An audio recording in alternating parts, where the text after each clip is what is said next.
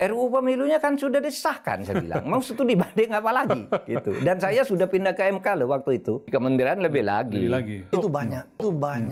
Nah di DPR itu setiap tahun dapat jatah kunjungan kerja ke luar negeri. Setiap fraksi, setiap komisi. Saya menjadi pansus RUU pemilu yang tahun 2008. Pansus itu sudah selesai kerjanya pada tahun 2007 sudah selesai undang-undangnya, 2008 sudah diundangkan. Nah saya pindah ke MK, dikirimi surat oleh DPR bahwa Bapak ini pansus pemilu akan studi banding tentang pemilu ke Perancis, ke Amerika, kemana gitu. Bapak segera ikut ke tim yang mana gitu. Loh saya bilang, RUU pemilunya kan sudah disahkan, saya bilang. Mau studi banding apa lagi gitu. Dan saya sudah pindah ke MK loh waktu itu.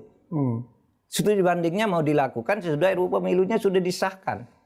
Saya bilang, Pak, kenapa ini kan ada jatah, Pak. Setiap pansus ini bisa jadi jatah. Jadi bukan karena kebutuhan, tapi karena sudah dijatahkan. Tidak ada kebutuhannya, sudah selesai. Saya juga anggota pansus LPSK, Lembaga Perlindungan Saksi dan Korban. Ya. Sebelum membahas materinya, sudah ada proposal ke luar negeri untuk studi banding.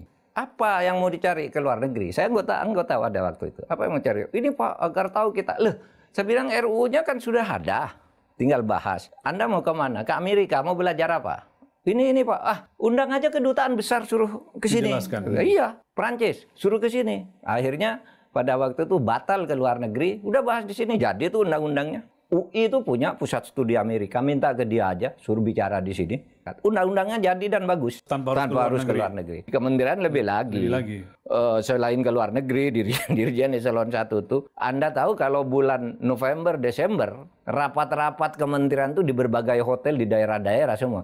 Menghabiskan anggaran. Karena kalau enggak, uang ini kan tidak terpakai, lalu dia akan menjadi sisa anggaran kan, siap kan. Kalau enggak ini dikembalikan ke negara dan anggaran tahun berikutnya diturunkan. Karena aturannya kalau anggaran tidak habis berarti tidak mampu bekerja.